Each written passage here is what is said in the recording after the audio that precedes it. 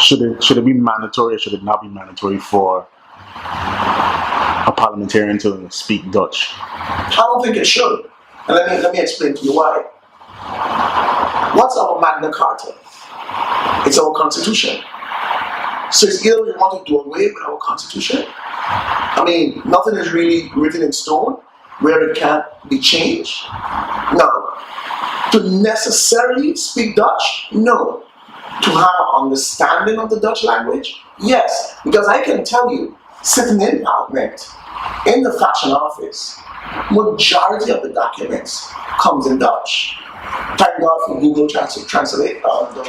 The Constitution said the official language of country St. Maarten is English and Dutch. That's what the Constitution says. In addition to that, right? The most spoken language on the island is English. But I also have concerns with that also. For example, should every child be able to speak Dutch? Yes. Should we be turning all our schools into English? No. Because at the end of the day, we can twist and turn it as much as we want. We can say we are a country, we can say we have autonomy. Guys, we are a colony of the Netherlands.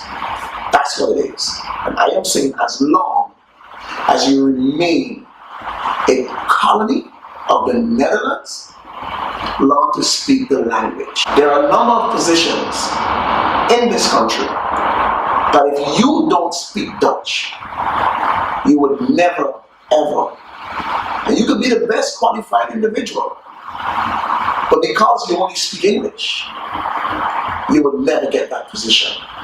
You will never be in the other chamber. You will never be in the high councils, in those 5 councils. You'll never be in them because that higher echelons of those bodies operates on a Dutch level. So don't you think, since we practice English, actually, we have been English from forever and eternity, just about. Can something be done about that? Yes, go independent. Where you can get things done under supervision. So, how do you think things are going to work if you do go independent? No, independence is not a state of mind, it's about maturity. If you, listen. Exactly, listen. We're not maturity. Listen. Maybe they're not mature enough. Okay? And when the general public start to hold our individuals accountable for the decisions that they make, you're going to see our level of maturity elevate to a higher standard. My favorite quote, and I say it all the time, Frederick Douglass said, "Power conceives nothing without a demand, especially if that demand is coming from a weak constituency who have lost their testicular fortitude." That is what Frederick Douglass said. So I'm asking the people of St. Maarten, I am asking the general public, what is your demand? What is your demand for these 90 candidates that is vying for 15 seats? What are you demanding from us?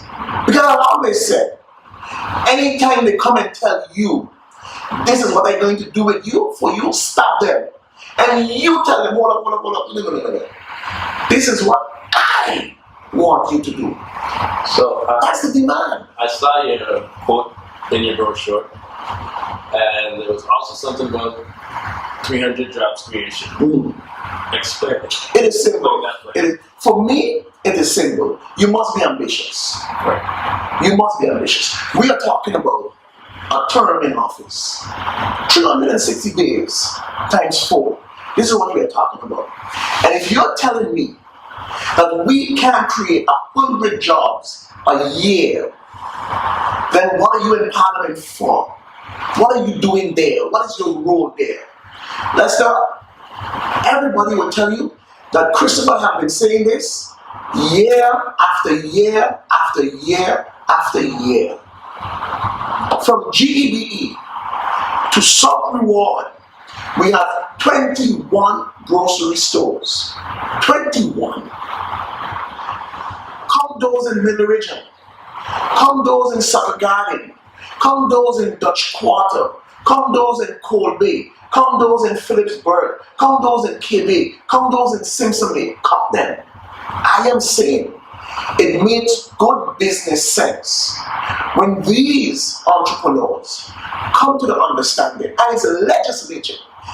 If you have 10, 6, 5 employees, 3, 4, a percentage must be from the district.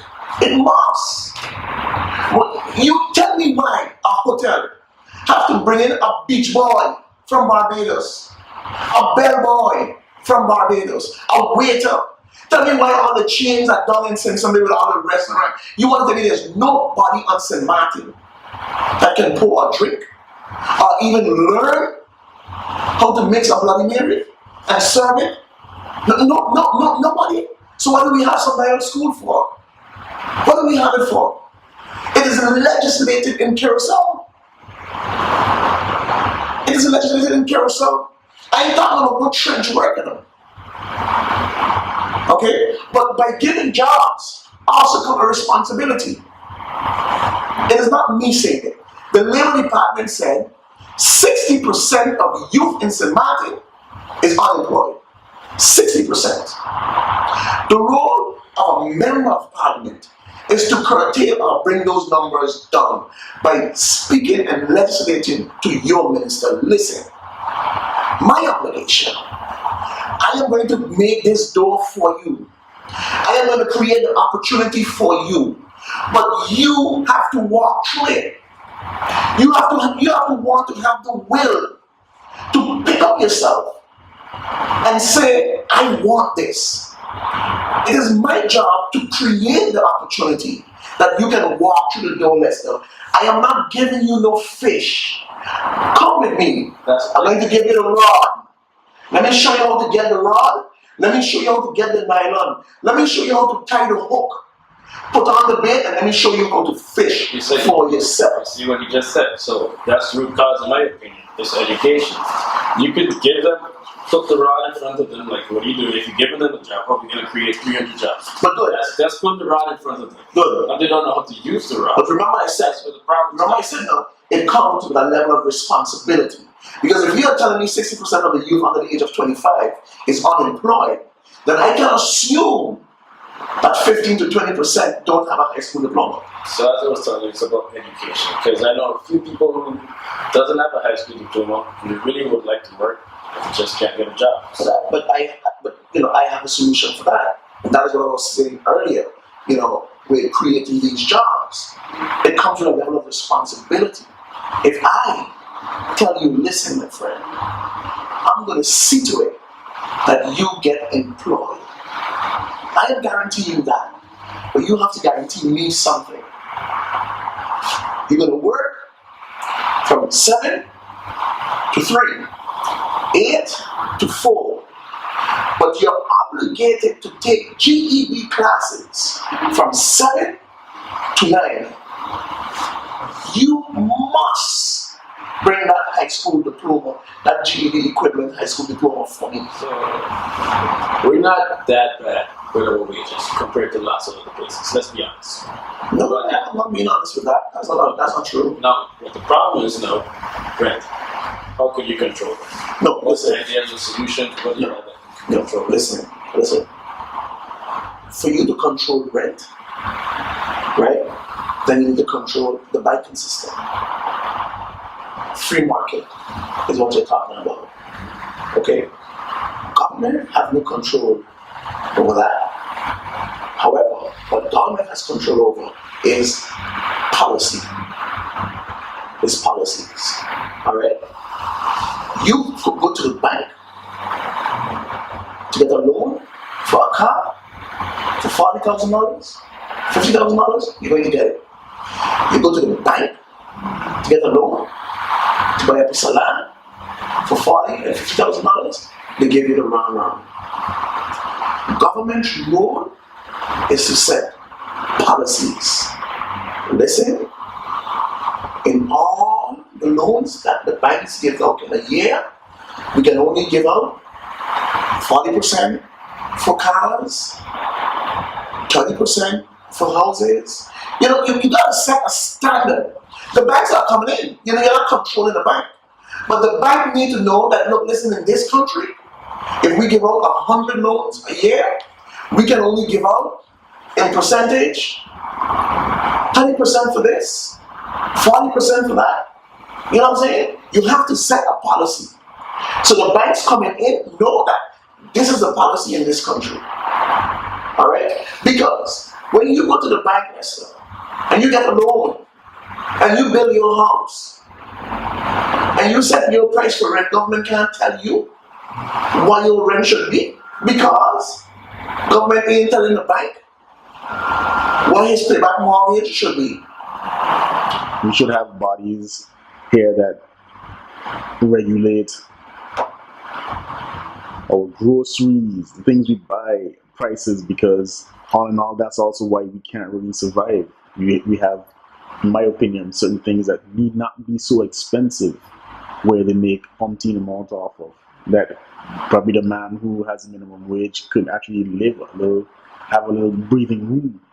But we have, what are our bodies who protect prices? What do they do? No, it's just that the government is not doing their job. That's just it. The Minister of Economic Affairs, Tourism, Fiat, is not doing his job. And by virtue of him not doing his job, the SG is not doing his job. And by the virtue of the SG not doing his job, it's trickling down. So how many times has the inspectors gone to see that price control is conducted? What about the price control list? When was it being reviewed? What are the items on the price control list? Those are the things. Those things is not a body now. Those things is government. Government have to do their job and stop fancying around, driving around, airport around, traveling around.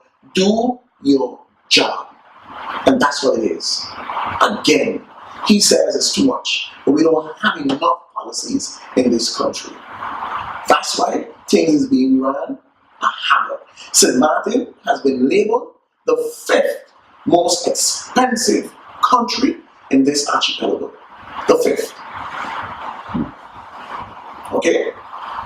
One bottle, 100-pound cylinder of cooking gas in Aruba is 47 florin, 47 guilders with delivery. It's $100 and something in St. Maarten. $100 and something in St. Maarten. Okay? Why was the same bread in a grocery store in town be different to the one in Simpson Lake? Why? Because Simpson Lake is a tourist area. It's the same bread. It's the same bread. Government says this is the price for bread.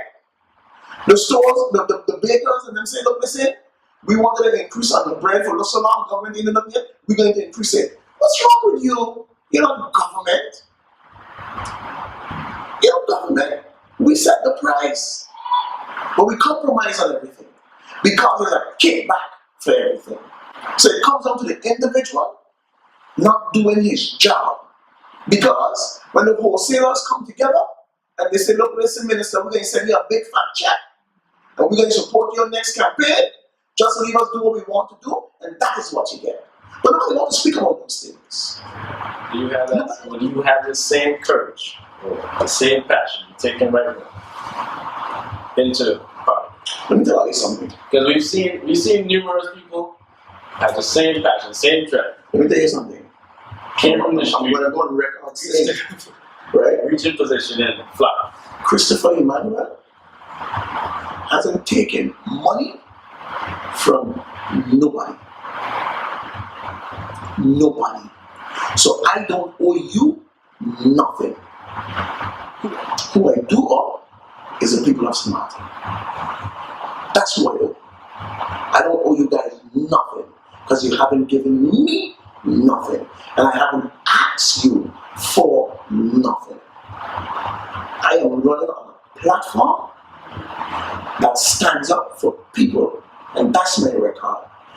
asking the people of St. Maarten to give me that opportunity to speak for you based on my record of standing up for things that should be right and injustices in this country. So when I say, listen to me, listen to me. These are the things that are controlled on the price list. These are the things that are controlled on the price list. As a matter of fact, I believe every 6 months, every 6 months, a review of that list should be on the desk of the minister. A very passionate person. Now, this is a fair, I can have if I do vote for you, I hope it would. We've seen numerous times people jump ship because you're not in agreement with your party. And you're being a passionate person. How do you think you would coexist with your party? Well, I had some of my flyers decided to throw the community. And if you read in between the lines or read exactly what it says, I don't necessarily go along with the status quo. But let me say this to you, right? Under no circumstances whatsoever am I going to take my party, my political leadership, and throw it under the bus. Under no circumstances. Frederick Douglass once said, in every relationship, you have a lover's quarrel. It doesn't mean you hate your wife. You're just having a disagreement. And I can tell you, there will be many times where I may have a lover's quarrel with my party, with my leadership. That doesn't mean I hate my party. That doesn't mean I hate my leadership. I just have a disagreement. And it is for us as mature individuals to sit down and discuss our disagreement. And if your points supersedes my point, I am man enough to say, then you are right.